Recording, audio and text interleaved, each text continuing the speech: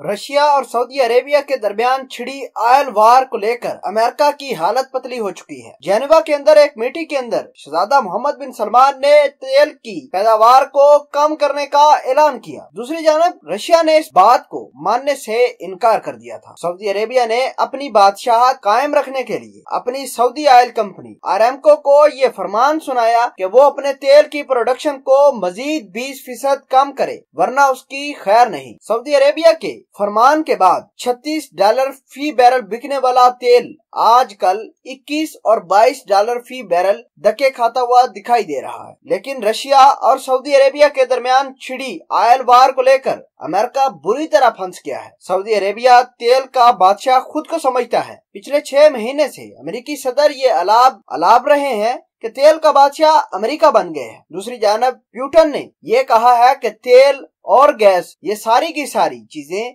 Russia control करके पूरी दुनिया को मात दे देगा। दोस्तों, अगर थोड़ी सी बात करें अमेरिकी तेल कंपनियों की, तो अमेरिका की जितनी भी ऑयल की कंपनियां थी जो रिफाइन कर रही थी या खुद तेल निकाल रही थी, उनको बहुत एक्सपेंसिव काम हो रहा था, बहुत पैसा लगाना पड़ रहा था। उनकी बहुत सारी कंपनियां या तो कर्ज के अंदर डूब गई या उन्होंने कारोबार ठप कर दिया था। इस वजह से अमेरिका जो दावा कर रहा था कि वो तेल का बादशाह बन गया है, वो धरा का धरा ही रह गया। कर्जों में डूबी अमेरिका की ऑयल कंपनीज को रशिया पूरी तरह तबाह करने के लिए तैयार हो गया। वो इस वजह से कि अमेरिका ने अपने मुख्तलिफ जाल बनाकर तुर्की, इंडिया और दीगर 11 मुल्कों को अपनी तरफ खींच लिया था। रशिया को मैदान में अकेला छोड़ा था। अब रशिया ने कहा कि अब मेरी बारी है। अब अमेरिका की ऑयल की कंपनियों को तबाह बर्बाद करके अमेरिका ऑयल दर दर पर मांगेगा, भीख मांगेगा ऑयल की, लेकिन उसको मिलेगा नहीं। आपको बता दें कि अमेरिका जिन ममालिक को तेल सप्लाई किया करता था